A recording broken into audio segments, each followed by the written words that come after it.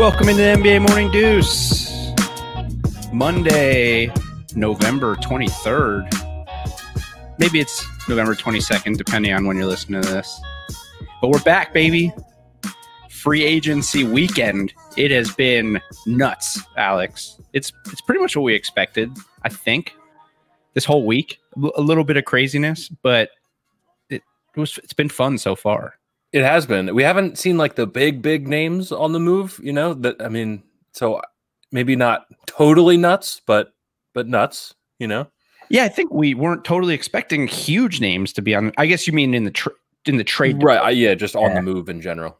Yeah, well, that's what we were going to need if we're going to have big names on the move, because this free agency class, not great. Before we get into the show, we're going to do winners and losers today so far. That's the caveat, is so far, and you'll see that in some of the graphics, is winners and losers so far, because obviously there's still a lot of guys out there. There's a lot of moves to be made, so we will see what happens. But thank you, everybody who's watched us on YouTube so far for our first two videos.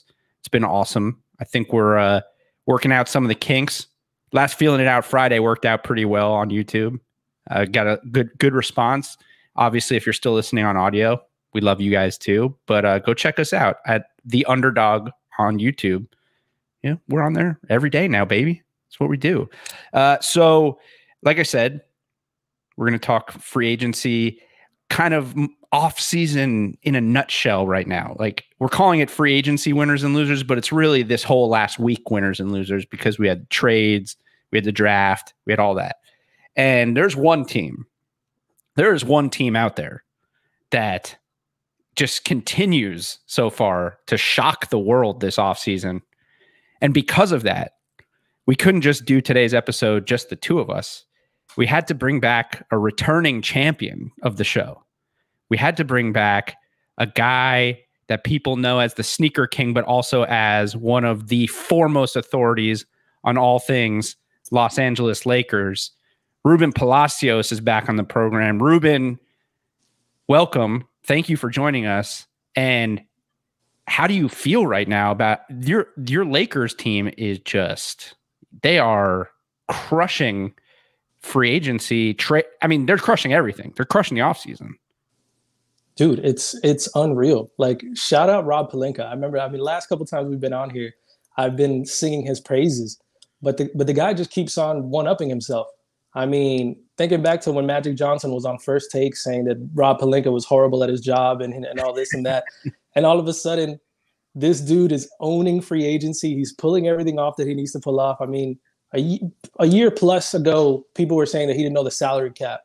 And now he just signed, he has Dennis Schroder, Montrezl Harrell, Wes Matthews, Marc Gasol. Like, come on. I mean, the dude deserves his flowers. It's crazy right now. It's crazy to think that the champions got way better this offseason. Crazy.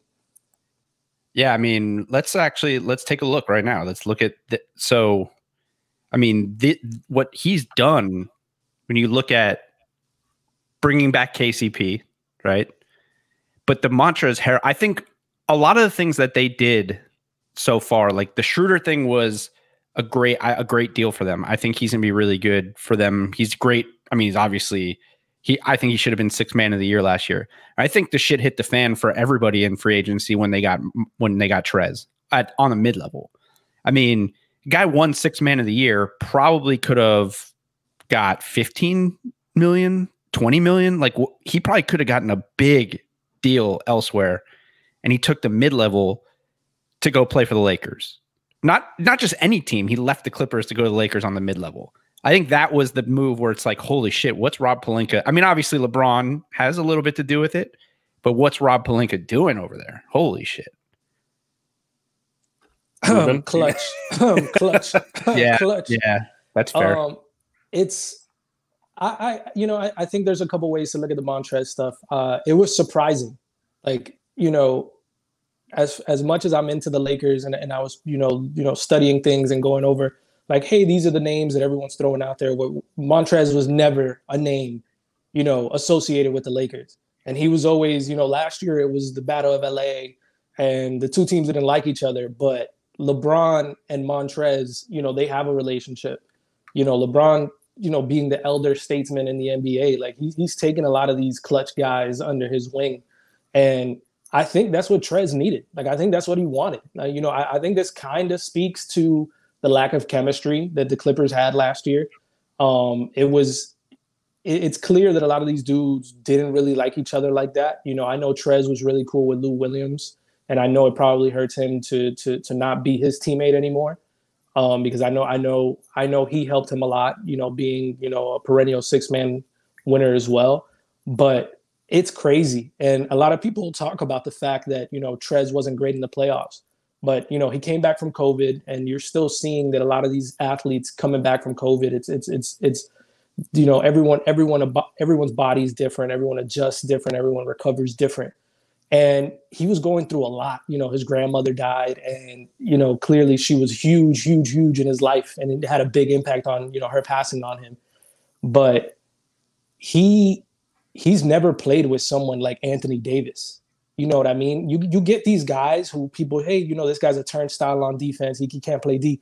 You play him a couple minutes with Anthony Davis there. The dude's gonna look like Ben Wallace out there. You know what I mean? Because that's the difference. That's the difference that Anthony Davis does for other players. It's gonna be crazy. He averaged 18 points, 7 rebounds, a couple blocks a game. His numbers might not be that, but his numbers will be more effective next year playing with LeBron James and Anthony Davis. It's crazy. Yeah, I was going to say the numbers may not translate, but the motor absolutely will. And when you have 2 superstars like Anthony Davis and LeBron James, like that might be the most important thing in the rest of your supporting cast is just will and hustle and just, I mean, this dude wants to win. He clearly takes a pay cut in my mind. It's just a great piece for a team that's already at the top of the league to grab. It's remarkable. Yeah, and just to be clear for the people who are not watching this, so we have up on the screen what the Lakers have done so far this offseason. And if you don't know, so they traded for Dennis Schroder. They traded Danny Green and a first-round pick for Dennis Schroder last week. They signed Montrezl Harrell when free agency started on a mid-level exception. They brought in Wes Matthews to replace Danny Green. And then just tonight, actually probably like an hour before we started recording, they signed Marc Gasol and traded JaVale McGee to the Cavs to make space and brought back Jordan Bell and Alfonso McKinney. So they've sort of basically retooled their entire roster. The one thing I'll say about Trez is I think, yes, he wants to win, but I also think part of it, like to me, I think he's betting on himself and the Lakers. So maybe he would have got 20 mil a year. I don't know. I think he probably would have gone somewhere else, maybe gotten 15 mil a year because he's still limited offensively. I think some teams would have been like, I'm not going to pay you all this money because you can't shoot yet. But I think maybe his thought process is because he has an option in the second year. So he goes to the Lakers, starts or comes off the bench, but plays starter minutes next to Anthony Davis, LeBron James, wins a championship, and then goes out somewhere. And maybe next year in 2021, when all these teams are loading up their money and they can't all, like we say all the time, can't all get Giannis, right? So there's going to be a team out there next year, New York, that has a ton of money to pay max money, and they're going to miss out on people. And Trez he might get paid more next year than he did this year, even if he doesn't have the same type of season. That makes a lot of sense. I hadn't really considered that, but that probably is exactly what he's doing. And he's going to have, he's not going to have a down year. He might have a down year numbers-wise, but he's not going to have a down year defensively for all the reasons Ruben just stated. Really impressive. Just cross the Marc Gasol thing. I know we're going to hit on it. Do you think that has anything to do with the election? Because last we heard of Marc Gasol, he was off to Spain to play basketball in Spain. Isn't that correct? I didn't actually think about that, but it is weird because I think we even said on the show that Yeah. It was reported that he was going back to Spain. Yeah. And you said, well, he's looking around at what's going on in this country and he's like, I'll just make a bunch of money. I legitimately thought man, maybe he is leaving because it's a shit show here. Yeah. I mean, the timing of it made it seem like that was possible. And now with the political headwinds. Well, besides from the political thing, here's what I will ask, Ruben. I want to ask you this about their overhaul of the roster in general. So on paper, there's no doubt they got more talent. They got younger with Schroder. I mean, Schroder, you got the 6th man of the year and the runner up for 6th man of the year, both basically just entering their prime right now, age-wise, athletically. You get Wes Matthews, who at this point in their careers, him and Danny Green, other than Danny Green being a 3-time NBA champion, skill-wise, they're kind of a wash, right? Danny's probably a little bit better of a defender. Marc Gasol wasn't great last year, but again, NBA champion, is not going to be asked to play a ton of minutes. My only question, like when in terms of, you have to retool to keep competing to be an NBA champion, because most teams, they don't. They kind of try to run it back, especially in a year like this. But outside of AD and LeBron, Rondo's gone, Avery Bradley's gone, Danny Green's gone, Dwight Howard's gone. That's 4 of your best defensive players after AD and LeBron.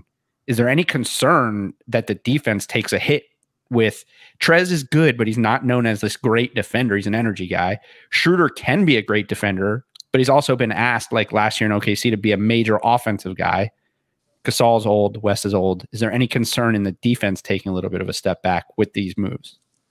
I think it's a fair question, seeing as those guys leaving, but I think the core there remains. You know what I mean? Anthony Davis, and, I can't sing this guy's praises enough. Alex Caruso is a defensive stalwart. Like, this dude is legit. We need to get him some decoy votes this year. We need to do it. It's a concern. It's a concern.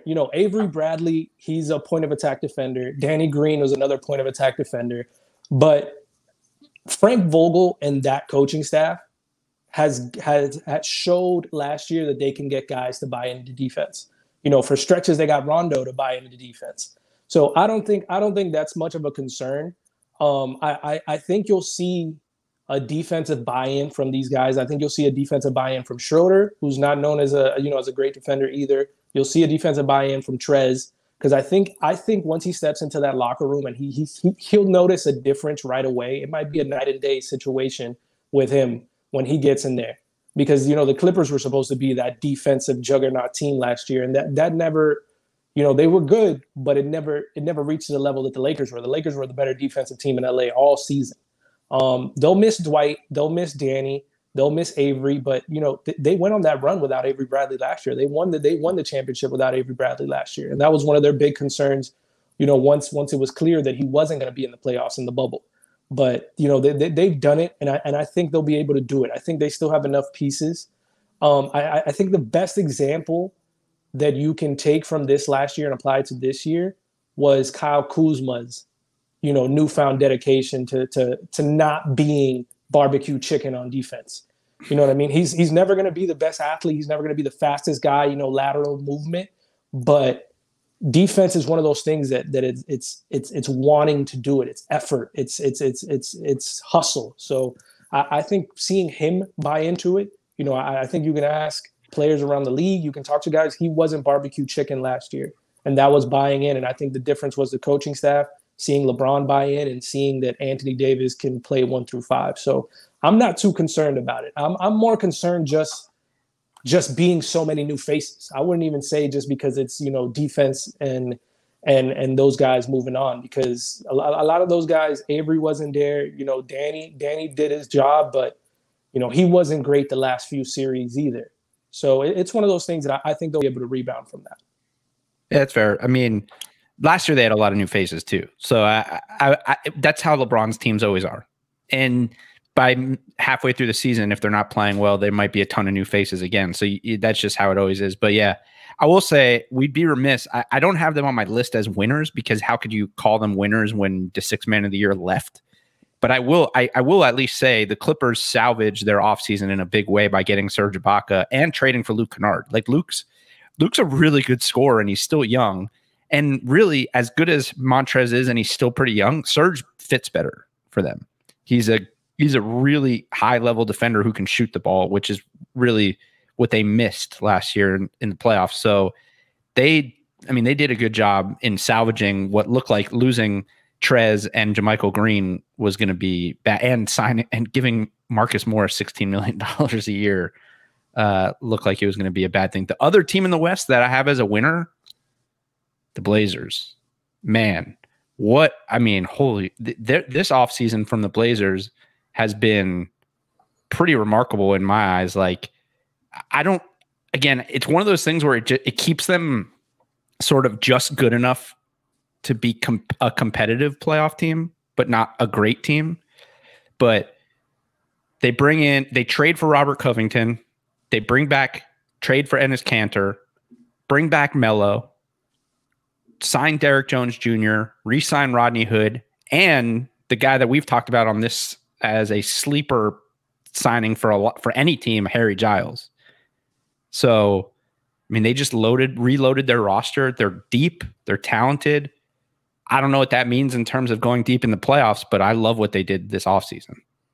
I do too. I'm amazed at the prices that they got. Carmelo Anthony's contract is shocking to me, honestly. I mean, I didn't think he was going to get like a ton of money, but that's so team friendly. Yeah. Harry Giles, we talked about as a guy that, you know, it would make a lot of sense for a bad team to overpay this guy, kind of like taking a stab at, you know, getting a lot better quickly with a surprise player, but they get Harry Giles for like 1.6. That's just fantastic. Is this the type of contract you expected Carmelo to sign? Because it's definitely not for me. I mean, I know he's tapered off. But there was reports like I know the only other team that I really consistently heard him mention was the Knicks. Mm-hmm. But I guess he said that he felt like loyalty to the Blazers because they were the ones who gave him a shot last year to come back to get back in the league. So yeah, I thought the way he played in the playoffs, he would get a little bit more, but he is 36 years old and he was a very small sample size. So, you know, I think he feels like he has a really nice role with them. So, you know, good for them. Good for him. Keeps playing.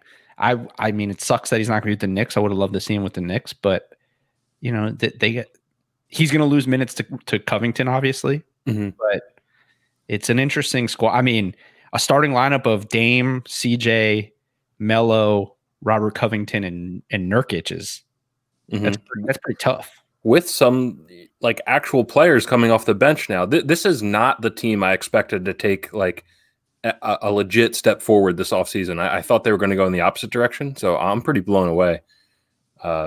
They look like they're not going to miss a beat this year. Not that they're going to be in the Western Conference Finals, but I don't think it's out of the question. Maybe. What's the ceiling for this team? Conference Finals. Okay. I mean, they went to the Conference Finals 2 years ago, and that was when the Warriors were still the Warriors, and they obviously got swept. But and by the way, Kanter was a huge part of that run. Yep. And that run was without Nurkic. So, you know, anything I think outside of the Lakers, the rest of the West is still sort of up in the air. The Rockets are going to, even if they bring back everybody, they're going to be a shit show. It seems like for at least this year. Clippers, we don't know. It looks like they're probably going to be somewhat the same in terms of just, you know, regular season. And then everybody else, you know, Denver lost Jeremy Grant, who we'll talk about in a second. So they didn't really get better. Blazers got better than not many other teams other than the Lakers really did. So touche. Rube? Yeah, I kind of agree with Alex. I was a little surprised that they didn't blow it up. You know what I mean? There was some rumblings here and there of, you know, what could you get for CJ? You know, pipe dream, is there ever a way that, you know, Dame could find his way out of there? You know, I see Dame in Lakers jersey swaps, you know, every 20 minutes on the internet. But I like this roster. You know what I mean? This roster looks a little bit more like that conference finals roster that you guys just hit on. You know, they perplexed me last year when they got rid of all those long, lanky wings after they made it to the conference finals. You know what I mean? Evan Turner, who else? I mean, they had, I remember, they were built to be a good defensive playoff team. Right. And now you add Covington and you add, you know, you add a couple guys that make differences there. And that's what helps you take that next step. That's what helps Dame stay fresh. That's what helps CJ stay fresh. The Melo, I love Melo coming back. I love Melo coming back. I thought he might have worked himself into some more money too, but this dude said it every single post game last year during the playoffs and in the bubble that he was just so happy to be with that team, so happy to be part of that environment. So I'm glad he's back at a place where he feels, he feels cherished and valued, because I think that's what got the best of him. You saw him in OKC, you saw him with the Rockets, and that was the Melo that people thought was going to be out of the league. And bubble Melo, Portland Trailblazers Melo, he was good. So I think the Trailblazers had a good offseason. I'm glad, because I think when the Blazers are in the playoffs and when Dame is a threat and CJ are threats, I think that's better for the basketball, and it's better for the Western Conference. That's one of the hardest places to play is in Portland. Take it from me as a Lakers fan, like those dudes went a long time struggling playing over there. So yeah, they had to do this. Like this, they either had to blow it up or they had to make these moves, like, because Phoenix got better. Obviously, Dallas continues to get better. Those teams that are fighting for that the West is like 10 or 11 deep of teams that can make the playoffs right now. Mm-hmm. So, they had to do something. Though, what's interesting to me is the bringing back Cantor and signing Harry Giles. It makes me wonder. And I was seeing the reports about Zach Collins now. They're still not sure about his injury. I wonder how bad his injury really is, because I wonder if he's even going to be able to play this year. Or ready to play. And I wonder if that's why they went out and got two bigs. Now, Giles, you had to get Harry Giles, right? I mean, he's I don't know why it says that he on Spot Track that he was traded to the Kings, but he wasn't. He came from the Kings to Portland. But I think getting him is just a great move, because he's young and talented and he's only 22 years old. But bringing back Cantor too, it makes me wonder whether Zach Collins' injury is still pretty bad. But either way, they got better. It's good. It's good for, like, I agree with you, Rube. Dame and CJ being good is good for the NBA. So that's good. Moving over to the East, let's talk about your boys, Alex. It's been an interesting. I'll tell you what, I have them as a winner, because just getting rid of Horford's contract made them a winner this offseason. And then I think one of the saddest statements. That's how bad that contract. I mean, that's just such a sad statement, but it's true. And I actually think the Richardson deal made a lot of sense, getting Seth Curry. I think drafting Tyrese Maxey was big. But Ruben had one thing that he really, really wants to know about, and that is, what are your thoughts on Dwight Howard? Dude, I just don't get it. I don't get it at all. And it also, like, don't he and James Harden hate each other? Is that, I mean, that I think what really have to do with anything, because I've been holding out hope this entire time that the Sixers would trade for James Harden. Oh. And I'm pretty sure those two guys hate each other, but I just don't get it. Like, our big priority last year was backup rim protector. We need a backup rim protector for Joel Embiid, and we bring in Horford, and they can't play together. And now I understand it's a completely different situation, a completely different contract, but like, Dwight Howard he made a splash on the championship Lakers that have LeBron James. Like, we don't have any semblance of leadership that's going to keep this guy like motivated. You know what I mean? It just doesn't fit necessarily to me. I mean, look at the roster, bro. There's one NBA champion on that roster, and his name is Dwight Howard. Man, the roster is pretty brutal, man. It's because I really I want Ben Simmons traded. I know it sounds crazy. I'm low on the Sixers right now, and I also think they unloaded Al Horford's contract, but Tobias Harris's contract by the end of next season, we might be thinking that's up there with some of the worst in the league. This it's all about Simmons and Embiid. It really is. It's all about Simmons and Embiid. And yeah, they made the pieces around him a little bit better. If it weren't for getting rid of the Green contract, too, right? They got Danny Green, right? Yeah, they got Danny Green. Spotrack's been weird about that this whole time. Yeah. So they got some shooters to put around them. But I mean, they've got a new coach. Yeah, Terrence Ferguson. My God. Hey, only 22. But no, I mean, really, this whole season comes down to if Doc Rivers can set up a situation where Embiid and Simmons can thrive together, unless there's a huge move coming, but that looks less likely now. Doc Rivers is known to really smooth out situations where star players hate each other. So I think that'll work out well for you. That's dripping in sarcasm, I assume. Yeah, it's tough. It's tough. There's no. I'm just punching upward. I mean, you just got a ring like this.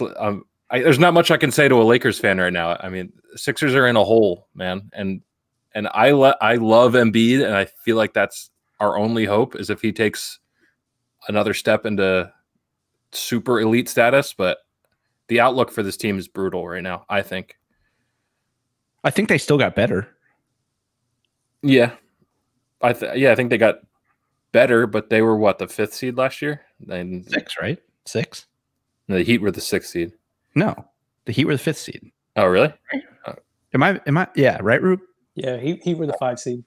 Yeah, okay. Each guy didn't even know what seed his own team was. That's how down he is on them. That's how disappointing they were. Yeah, they were talking about top 2 team in the East last year. And we got to move. Then we got to move on from the Sixers, even though they are one of my winners. That was a depressing winner. A real winner is the Hawks in the East. Look, this team's not. The East, the top of the East is still so good, and Brooklyn. We still don't know what they are yet because we don't know how good KD is, but by all accounts, Brooklyn's going to be very good. I think the top 3 teams in the East all got. I actually think what I'm going to talk about. We'll bring them up as the last part of the winners. Those 3 teams, I think, got better, even marginally, but better. But the Hawks bring in officially right now Danillo Gallinari, Rajon Rondo, and Kris Dunn. And today, it was either today or yesterday. I think yesterday they offered it, and today Bogdan Bogdanovic signed an offer sheet from Atlanta. So the Kings have 48 hours to match it. If they get Bogdanovic, this is a young, loaded, talented team with who just brought in 2 really good vets. They can make some noise in the East. I still don't think they're good enough to compete with those top teams, but they're deep and talented. Yeah, this just signals how all in they are on Trae Young and Collins. I'm really interested to see how good they are this year because I don't know. I'm not super high on Trae Young. Ruben, is Trae Young good enough to take this team to the next level, or where are you on him? Yeah, I think Trae Young Young's a guy that could take them to the playoffs. You know what I mean? I think he'll be the best team. Yeah, he's, I don't know what the next level is. Are they about to go from lottery to, championship contender? I don't know about that. But what I'll say on that is it's kind of refreshing that, okay, so Trae Young's coming off his 2nd season, heading into his 3rd, and the team is already making moves that kind of is hey, Trae, look, we're behind you. We're trying to build you a winner. Usually, in franchises like this, you got to wait till year 5 or 6 where that kind of puppy love starts to wear off for the front office to start buying in and getting these guys pieces. But I think if all the dominoes fall in the right place, I think this is a team that could definitely make the playoffs. You gotta look at the standings from last season and see, who can fall out. I think the Magic might be able to fall out. And I think that might be a spot that the Hawks might be able to get in. That there's a lot of scoring punch on there. John Collins is a good player. Ice Trey's a good player. They still have Clint Capella, who's really, really, really, really good in the pick and roll, and they have guys to run the pick and roll. Rondo has proven, to be a kind of that mentor for young guards. At least speaking from the Lakers side, people always used to be mad, myself included. That Rondo would play over Caruso. And every time Caruso would get in front of a mic, he'd speak to the fact of how helpful Rondo was. And this is the guy, obviously, these guys are on social media. They see what the fans are saying. Fans are saying you should play over a guy. And every time he gets in front of a camera, he's saying, yo, this guy's so helpful. So if he was so helpful to the Lakers guards, I know he'll really help Trae Young a lot. And Danilo Gallinari, he's a proven veteran scorer who's going to, get you minimum 15 points a game anywhere he goes. So I think this team has a lot of potential, and they have a lot of long young wings who, if they keep buying into that defensive mentality, we talked about that with the Trailblazers, that's the recipe for success. You have long wings around guards that can score, and Trae Young can score with the best of them. I think that team, if it all falls in place, is a 6, 7, 8 seed on the high end right now. Go ahead. I was going to say, I definitely think they're a playoff team. I think if they get Bogdanovich, they actually become better than Indiana. Like I have them ahead of Indiana. I think they're much better than the Magic already. What do you think, Joey? I wonder, just looking at their roster, if they get Bogdanovich, if there's something bigger coming. Because you have a lot of really young, like you said, young, talented wings. But if you're going to pay a guy $18 million a year, and you're going to pay Gallinari close to $20 a year, somebody's not going to play. And those guys have a lot of value. Like Kevin Huerter, like you're not going to pay Bogdanovich $18 million a year to have Kevin Huerter play major minutes over him. But Kevin Huerter is a really good player. And you're not going to pay $20 million Danillo Gallinari $20 million a year to have Cam Reddish play major minutes over him. But Cam was a lottery pick. So if Bogdanovich signs, I wonder if there's something else coming. And if they can move some of these young guys and picks and get another player, could they get James Harden? You know what I'm saying? I'm just saying, like, they have a lot of young talent that they could make a huge splash for one of these guys that wants out. I don't know who that guy is, but signing these vets gives them a lot of flexibility to potentially put something together here. Yeah. This smells like a team that has a package for Bradley Beal that the Wizards might be interested in. I mean, if I'm the Rockets, I would be looking at this team right now. Because if I can get, if Atlanta would give me like 4 first-round picks or whatever the going rate is now for Jrue Holiday, and ridiculous. And you're going to give me Cam Reddish, Kevin Huerter, and I don't know, whoever, I don't know, another young player. Shit, I'd probably do it, because if he really wants out, you're probably not getting a whole lot better than that, because that's the 5th pick last year, right? Or what was Cam Reddish, like somewhere around the 5th pick? He was right around there, yeah. Kevin Huerter, who I think he's a stud. You love Kevin Huerter. I do too, but you love Kevin Huerter. He reminds me of Clay. He's not as good of a shooter as Clay, but the way he plays on offense, he reminds me of Clay. And then I don't know who else would be involved in that, but that's 2 really good young players. I mean, shit. DeAndre Hunter. I mean, yeah, it depends on where. If you're trying to like really make a splash, maybe Hunter, but that seems like that might be a lot. That's like mortgaging your entire future other than Trae. Plus, John Collins still hasn't signed his extension yet, and we don't know if they're going to offer him the max, because supposedly he's looking for that max rookie extension. So that's crazy. Yeah. So we'll see. But yeah, they got better. That's pretty good. So since we went a little long on the winners, I'm just going to reference the Bucks, Heat, and Celtics. I think all made some nice moves. Bucks, obviously, they got Jrue Holiday and gave up a ton for him. And it looked like it was going to be a disaster now that they lost out on Bogdanovich. But they brought in, I'll tell you what, DJ Augustine, Bryn Forbes, Bobby Portis, and Torrey Craig. None of those names, you don't look at those names and say, holy shit, they're going to win a title now. But combine Jrue Holiday and now all that depth coming off the bench, like Bobby Portis is better than Robin Lopez. So that's an upgrade. DJ Augustine is better than George Hill at this point in their careers. And Torrey Craig's just a dog on defense. And he can play multiple positions and guard multiple guys. So I think they got better there.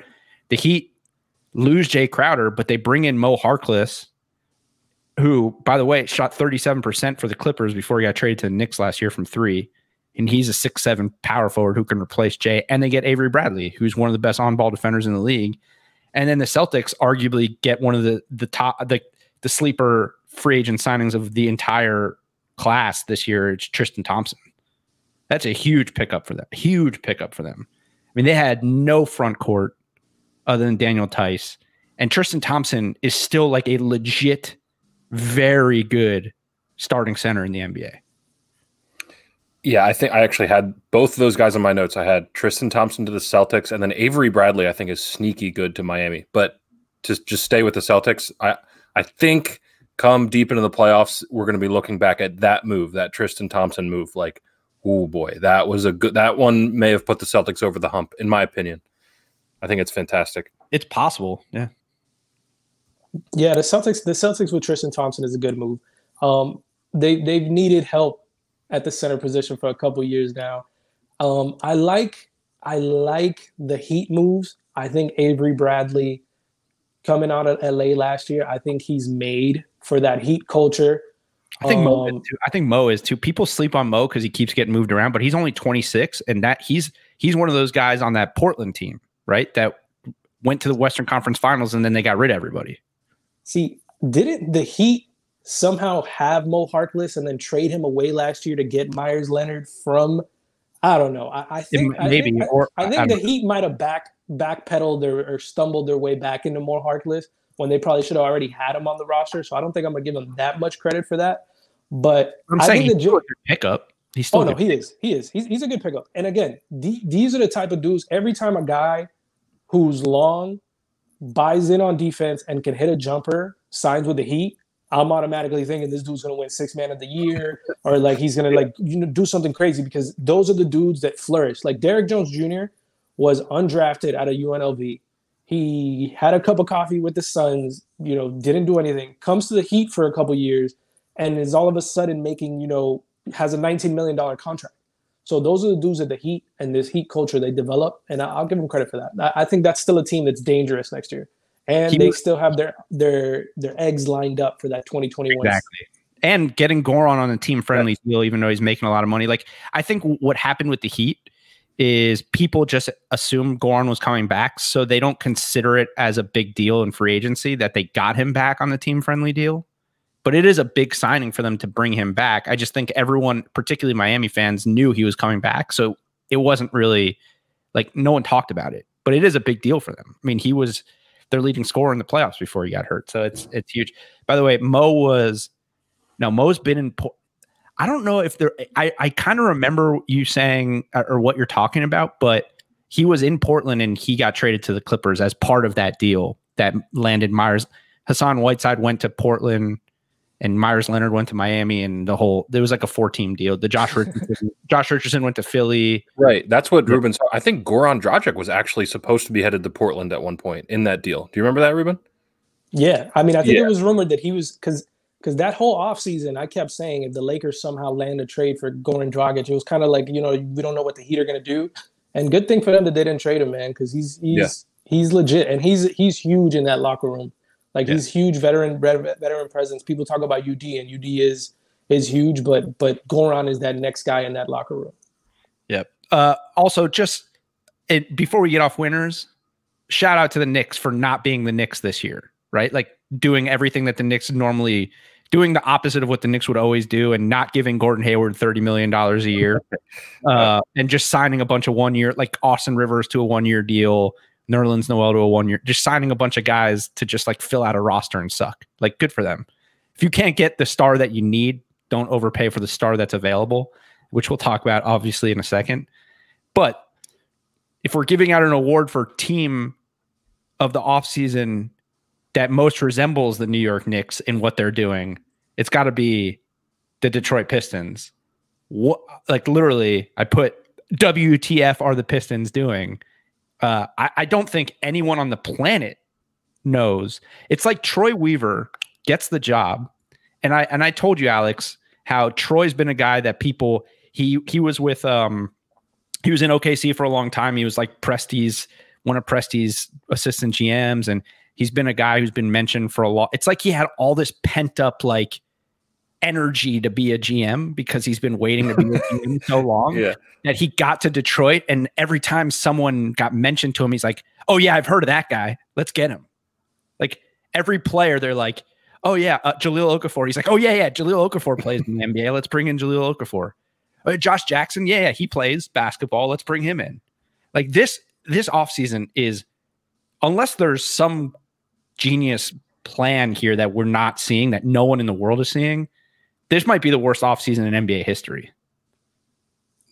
It's really bad. Look, I got pretty drunk on Friday night, and I kept checking my phone, and like I didn't believe my eyes. And then the first thing when I woke up literally the first thing I woke up Saturday morning and my first thought was, shit, did the Pistons really have that bad of a night? Like the Jeremy Grant thing, like if there's one team that should not be overpaying for Jeremy Grant, it's this team. Like Jeremy Grant is a really great role player. By the way, hold on. By the way, the Nuggets offered Jeremy Grant this same deal, and Jeremy Grant left because he wants more of an offensive role. So Detroit, good luck with that. That's not going to work out. I'll pat myself and Alex on the back for being ahead of the curve on Jeremy Grant's going to get way overpaid, because we talked about it through the entire playoff. Like, this dude's going to get way too much money because of how good he's playing. I think you said 20 million. I didn't think he'd ever get 20 million. But Denver was going to give him 20 million to keep him. Now also they have bird rights, so they could have gone over the cap to keep him. Now he thinks he's going to Detroit to be the man. This could be a disaster. Insane. He got paid more than Christian Wood. Like Christian Wood is a legit scorer. Like Christian Wood could potentially be that guy. Yeah. And that is the focal point of your offense. 4 years younger or something. Yeah. We love what Jeremy Grant was doing in the playoffs last year, but he's not the focal point of your offense. He will never be. I maybe if I'm wrong about this, I'll be the first to admit it, but I'd be shocked if he even leads this team in scoring next year. I mean, I'm assuming Blake Griffin's gone, right? You think? No. I think if he was gone, they would have. Rube, I see you reacting like if he was gone, they would have traded him already, right? Like somebody would have taken him. Yeah, there had to have been a suitor for him on draft night. Like I don't think people wait till after the draft to move that type of guy. I think he has to be one of those guys that their value's higher. You know, a few days ago, a week ago, I don't know how many mid-range jump shots and fast break layups Jeremy Grant thinks he's going to get in the Pistons that he didn't think he was going to get with the Nuggets. But I guess he can thank the Lakers. I mean, that 124-point game he had against them in the Western Conference Finals, like the dude got the post-game interview after that. He was on TNT. He was talking to Chuck and them. Like, I good for him. I just don't see leaving a team that has been a top 3 seed for 3-4 years now to go play in Detroit for the Pistons, who haven't done anything since Rip Hamilton was there. Shout out Rip Hamilton. By the way, so last year, everyone just destroyed the Knicks, right, for signing 4 power forwards. The Pistons brought in this offseason right now 5 centers. They traded for Dwayne Dedmon. They traded for Tony Bradley. They signed Jahlil Okafor. Oh, excuse me, 4 centers. They traded. Hold on, now I'm getting all spot track fucking me up. Tony Bradley is on his way to the Sixers. So he's on his way to the Sixers, so it's not Tony Bradley. Okay. So they brought in 3 centers. The point stands. It doesn't make any sense. That's Mason Plumlee, Jahlil Okafor, and they traded for Dwayne Dedmon. And here's the other thing on Jeremy Grant. I love Jeremy Grant. I really do. But you have a 19-year-old coming off his rookie year in Sekou Demboya, who arguably has the highest upside on your whole roster. He was really good at stretches last year, and he's 19 years old. Like, he may be better than Jeremy Grant. He has more of an offensive upside than Jeremy Grant. They play the same position. So now Demboya could play small 4, but then what are you doing with Blake Griffin? Josh Jackson, he probably not even gonna play. Dallas last year, their big free agent signing last year was DeLon Wright. That guy was out of the rotation halfway through the season. Couldn't even play for the Mavericks. Let's just save the Mavericks some money and take DeLon Wright off our hands. Trade Bruce Brown, who was actually a really good backup point guard for them. Trade Luke Kennard, who's their best scorer, and get Donan Musa from Brooklyn for the Bruce Brown. All mind-blowing. Like, there was not one move that they made this offseason so far that I'm like, okay, that makes sense. So it looks like it's like they're taking 2 different approaches in the same offseason. We're like paying Jeremy Grant that kind of money in itself. That move signals, okay, we really like our core, which is crazy. Like Blake Griffin and Derrick Rose, we really like our core, and we're going to add to it. So we're going to pay a really good role player, right? And then on the other hand, you're signing guys like Jahlil Okafor and Josh Jackson, which is signaling we're just taking shots in the dark to infuse talent onto the roster. which is something you don't do when you really like your core. You know what I mean? Like, what direction is this team heading? I don't understand it even a little bit. Do they think they're really good and Jeremy Grant puts them over the top? Or I don't know. Like, what do you think the Detroit front office thinks of their team this year? Playoffs? Like, playoffs? Yeah, the way you said that, I was about to say playoffs. I don't know, man. It's like you said, unless there's something else coming. Seems horrible. It's awful. This is the worst I've seen in a really long time. I can't. There's the only way I can put it. This is the worst offseason I've seen in a really long time. Unless there's something else coming. But even, what could it be? I don't even know who's out there that could take on Blake Griffin's contract. I mean, Derrick Rose, you think they could get something? John Wall. Yeah, okay. I don't know. They could get something from Rose. Derrick Rose is Yeah, that's a good, Derrick Rose is definitely probably their best way to get. You're going to get worse because Derrick Rose is one of your best players. Well, that's what I'm saying. Yeah, that's me and Ruben looking at it as, okay, they realize they're not good, so they want to get young or get draft picks. But it's not even clear if that's their MO right now. Like, I have no idea. Yeah, I don't know. Yeah, they're a mess. It doesn't look like there's going to be a way out of it for a while based on the money. Now, on the opposite end of the spectrum, the next loser is a team that's going the complete opposite of what Detroit's doing and just getting rid of every single player on their roster, which is the Thunder.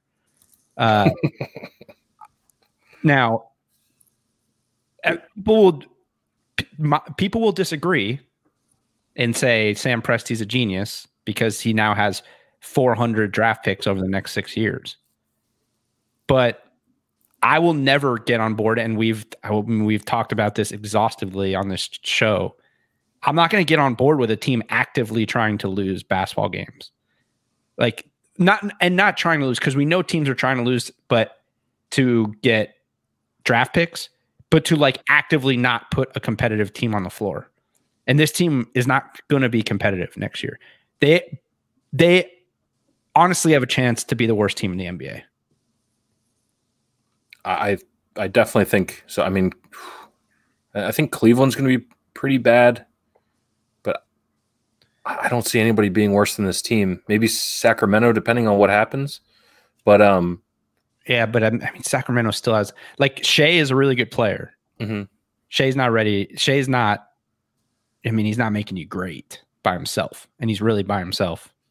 It's him and Al Horford right now. That's it.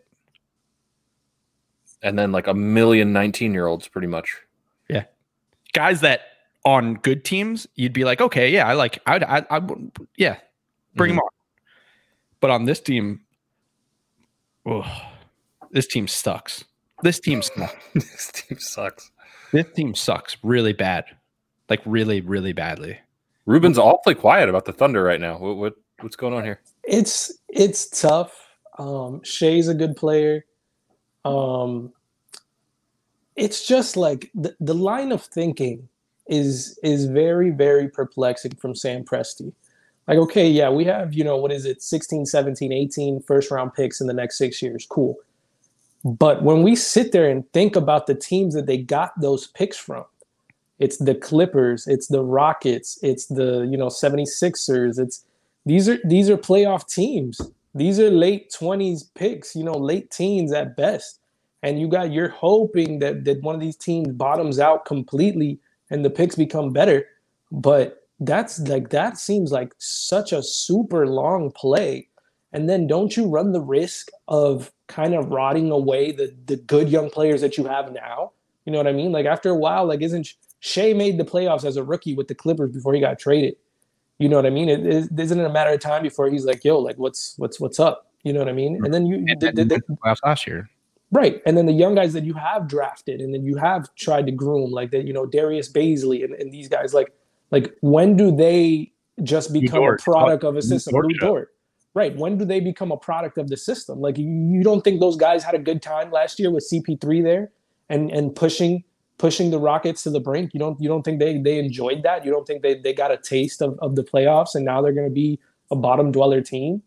I don't know, man. It's tough. And this is a team, again, and a fan base and a franchise that is 2 years removed from blowing up Russell Westbrook and Paul George, saying, okay, again, Sam Presti, these two guys who are both, however you want to do the numbers, top 25 players minimum, these guys aren't good enough. We got to blow it up. So I don't know. It's tough. Steven Adams, Chris Paul, Schroder, Gallo, all gone. Am I missing anybody? Terrence Kelly Oubre. Oh yeah, they traded for Kelly Oubre and then moved Kelly Oubre. Like Kelly Oubre, we've talked about, is a really good player and young and just like about to enter his prime. Like if you're trying to get younger and better, like if you're trying to go young but also build talent, the majority, like you said, Ruben, where these picks are coming from, the majority of these picks that they're getting will not end up to be even Kelly Oubre. So we had a commenter the other day talk about Kelly Oubre had an expiring contract, so sure. Why not get something for him now? Well, one, Kelly Oubre is a player you might want to try to, persuade to sign long-term with. He's that good and he's young. And on top of that, I'll guarantee the picks that they got back for Kelly Oubre do not equate to Kelly Oubre in the future. I'll guarantee it right now. Somebody track that. Well, the odds are that they won't even get a first round pick back for Oubre. Right. If the Warriors finish in the bottom or whatever it is, there's a chance that it could be 2 second rounders instead of a first rounder. I don't know what it is, but either way, like, yeah, I totally agree. And like, yeah, it's just plus, like you said, trying to convince him. You're never going to, if he's in house, maybe you can keep him, but you're never getting him to come back. You're never getting him to come back. Like guys just don't come back, especially unless they get worse. Like they're not coming to OKC if they got better. So it's awful. I hate what they're doing. It's not fun. Last two teams I have of my losers are two teams that, they did what they felt they had to do, but Hornets, $100 million to Gordon Hayward. I think Michael Jordan officially has now given out the first ever makeup contract in NBA history because the dog is barking right now. The dog is dreaming right now and interrupting you. So we tried to sign him. We signed him when I was in Charlotte in 2014 to an offer sheet, and the Jazz matched it. So I think maybe MJ's confused about how contracts work, and he thinks that because they matched it, maybe he hasn't been getting paid all this time. He's like, I'll make up for it, Gordon. I'll give you $100 million 6 years later and a snapped femur in half later. But because you haven't been getting paid all this time, I mean, it's the only thing I can think is about this deal. Or it's $120 million, right? $30 million, 4 years, 120. So he gets $30 million a year. $30 million a year. And I think the last year, the deal, he'll be 34, 35, and not a regular 34, 35-year-old, a 34, 35-year-old that's leg was snapped in half. So right. I just think this could be one of the worst contracts in the NBA very quickly. And I don't think Gordon Hayward's shot completely. I just don't think he has 4 more years of productive basketball in him. That's just me. I think that move stinks. And I don't Gordon Hayward knows he's not going to win here, right? Like he knows that, right? I mean, this is just he's cashing out.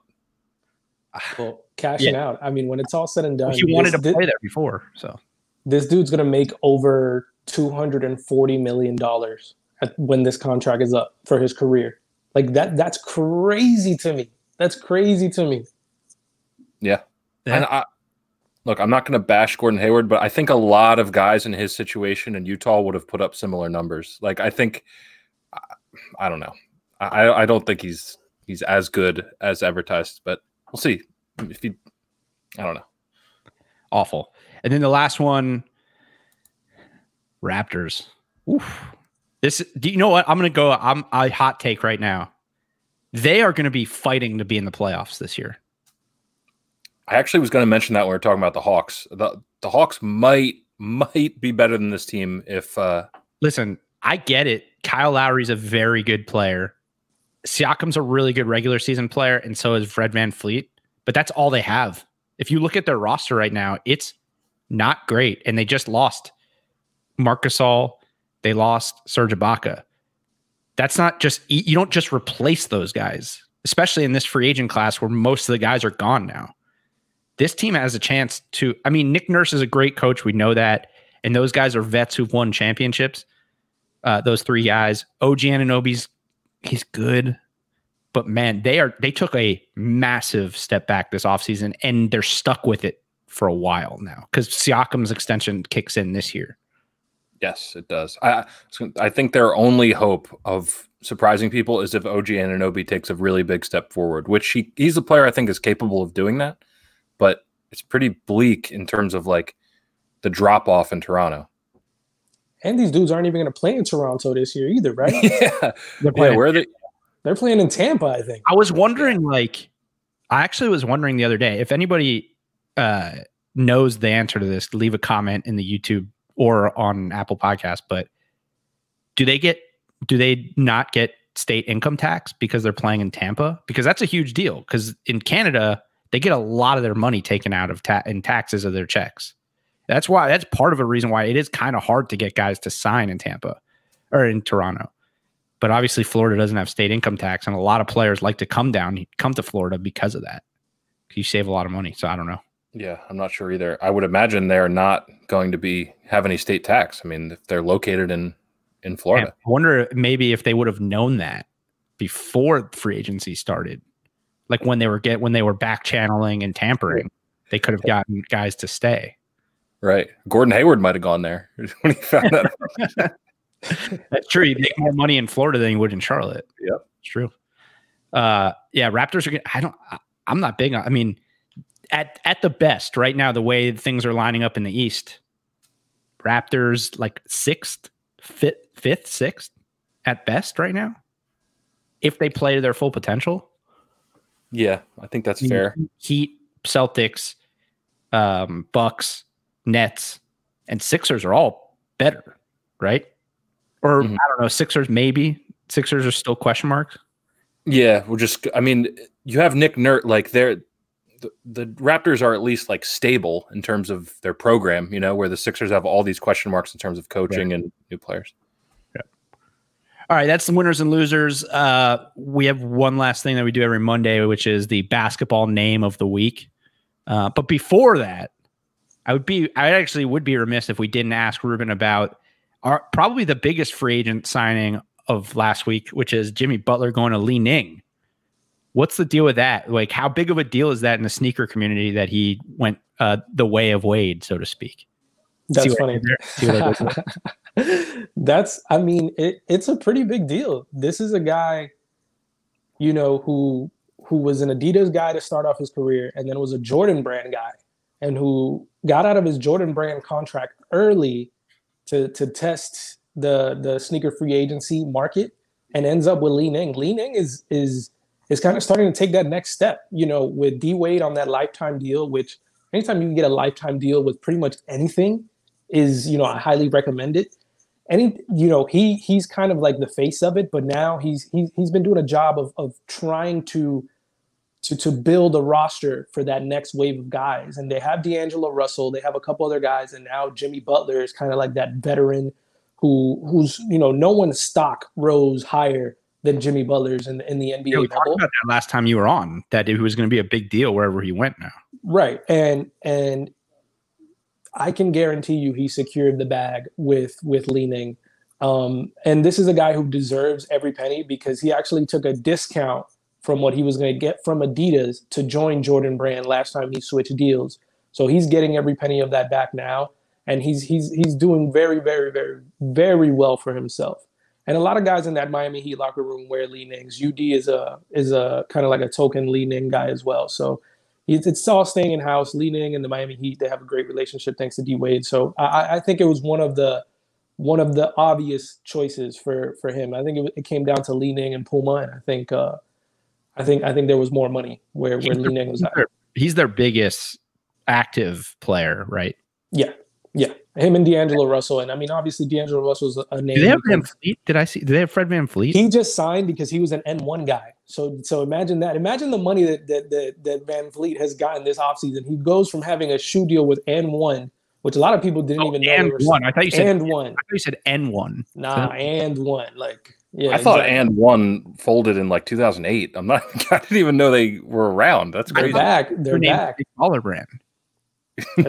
they're like a this much step up from the Big Baller brand because Montrezl Harrell, before he kind of broke off in the sneaker scene, he was with N1 for a little bit too. The crazy thing is they could come back N1 if players would wear the shorts. Like if they would start wearing the shorts again, because the shorts were the shit back in the day. Like if you didn't have that cartoon guy with the crossover. Yeah, if you didn't have like every version of the N1 shorts, did you really like basketball? Probably not. And they were the shiny one too, the super shiny shorts. They always look silky. Yeah. But everybody loves retro stuff. So if they got like if Shai Gilgeous-Alexander just started wearing that shit, everyone would say it was fashion. You know what I mean? Like, so the N1, call me. I got some ideas. All right. Last thing of the day, we got a name of the week. So Ruben, every week we start. It was originally NBA name of the week. Then it just sort of became basketball name of the week, and we go through the history of basketball when we just say our wildest names we can find. Alex, some of the examples are Roy McPipe. Last week was Red Robbins. Who else, Alex? I keep saying I'm going to make a list of this. We've had some really good ones. How about that? Just trust me. Really good. All right. So this week, this man is a 7'1", 252-pound center from the University of Indiana. He was the 17th overall pick in the 1985 NBA draft. Played by the Dallas Mavericks. He's from Munich, Germany. This is Uwe Blab. The preamble for that was off the charts. It really didn't disappoint. Is there Uwe Konstantin Blab? Wow. And I did look at multiple videos on how to say his name before this. Uwe Blab? Uwe for the audio listeners is spelled U-W-E. And Blob is spelled B-L-A-B, but it's Uwe Blab. Oh, this is Uwe Blab, by the way. Yep, that's him. It checks out. That's him. Mm-hmm.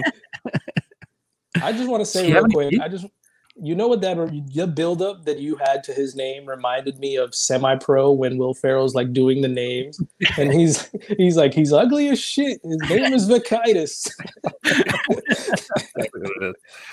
I love this segment. This is a great segment. I feel like we should let Ruben. Next time Ruben comes on a what's today, Monday? He does the NBA Player of the Week. God, that guy is hideous. We're looking at. If you're listening to the podcast, pop over to the hour and 3-minute mark on YouTube and just Google Uwe Blab. Just Google. This is his Wikipedia picture. Okay. So it looks like somebody, but I can't put my finger on it. That's good. That's good content right there, right? He looked a lot like Uwe Blab. You know, the PA announcer, wherever he got drafted, the PA announcer was so fired up. He's like, hell yeah. No. First of all, the first PA announcer that he ever had definitely called him Uwe. Yeah. Uwe Blab. Uwe Blab. In 1985? Come on. I'm trying to think. Yeah. Oh, Chubby Cox was my last one. Yeah, Chubby Cox was good. I had a really good one. Oh, Normie Glick. Normie Glick was the first. That's the one where it's like you can't help but laugh at hearing it. Normie Glick. Normie Glick. And he scored one basket in his whole career. Yeah, Uwe Blab. Visitors. I think that means it's Come time. in. I think that means it's time to go. It's time to sign off. All right. Well, I'm still. I don't even know where to. If you're still watching this, congrats! You just became the biggest Morning Deuce fan that there is. All right, Ruben. As always, awesome time having you on. We always go it's super long on the episode when Ruben's on, but how could we not? Because he brings the heat. What is it? Ruben Talks Kicks on Twitter. Go follow the king. Get those Li Ning updates. And that's about it. Anybody else got anything? Alex? That's it. Oh, this is Luna behind me. If you see the dog. Oh, yeah, that's it, really. All right, yeah. Go, and that was my girl, knocking on the door saying she had to go somewhere. So just yeah. So for all you guys who are wondering, that's where we're at. Go subscribe, rate, and review. Subscribe to the YouTube channel. Hit like. You know, it helps us out. And we'll see you guys tomorrow. Later.